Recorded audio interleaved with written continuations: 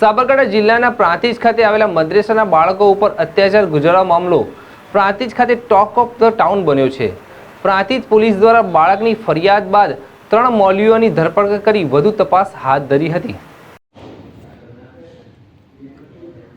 Prantij cinema road ઉપર આવેલ એકતા કોમ્પ્લેક્સના 3જા માળે આવેલ જામિયા દારૂ એહસાન વકફ મદ્રેસાના 8 બાળકોને સંસ્થાના મૌલવીઓ દ્વારા મારવાને લઈને 8 બાળકો સંસ્થામાંથી ભાગી ગયા હતા। હિંમતનગર ખાતે રેલવે પોલીસે રેલવેના ડબ્બામાં રડતા બાળકોને જોઈને આશરો આપી કાર્યવાહી હાથ ધરી હતી, કે જેમાં બાળકો ઉપર સંસ્થા દ્વારા અત્યાચાર ગુજાર્યો હોવાનું જણાતા 8 બાળકોને હિંમતનગર સિવિલ ખાતે મેડિકલ ચેકઅપ કરાવવામાં આવ્યો હતો, કે જેમ એક બાળકને વધુ સારવાર અર્થે દાખલ કરવામાં આવ્યો હતો। ત્યારબાદ બાળકની ફરિયાદ બાદ પ્રાંતિજ પોલીસે 3 મૌલવીઓ સામે ફરિયાદ દાખલ કરતા મામલો પ્રાંતિજ ખાતે ટોક ઓફ ધ ટાઉન બન્યો હતો।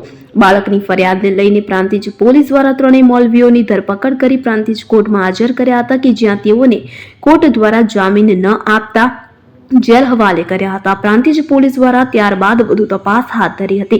શનિવાર સવારના રોજ ફરી પ્રાંતિજ પોલીસ દ્વારા મદ્રેસા ખાતે તપાસ અર્થે પહોંચી હતી અને મદ્રેસામાં રહેલ અન્ય 33 બાળકોને પણ પ્રાંતિજ સરકારી હોસ્પિટલ સિવિલ ખાતે મેડિકલ ચેકઅપ માટે લઈ જવામાં આવ્યા હતા। ત્યારબાદ ત્યાંથી 33 બાળકોને હિંમતનગર ખાતે આવેલ બાળ સુરક્ષા ગૃહમાં લઈ જવાશે, તો પ્રાંતિજ પોલીસ દ્વારા બાળકોને બાળ સુરક્ષા ગૃહમાં મોકલી હજુ વધુ તપાસ હાથ ધરી છે। ઉમંગ રાવલ, સાબરકાંઠા।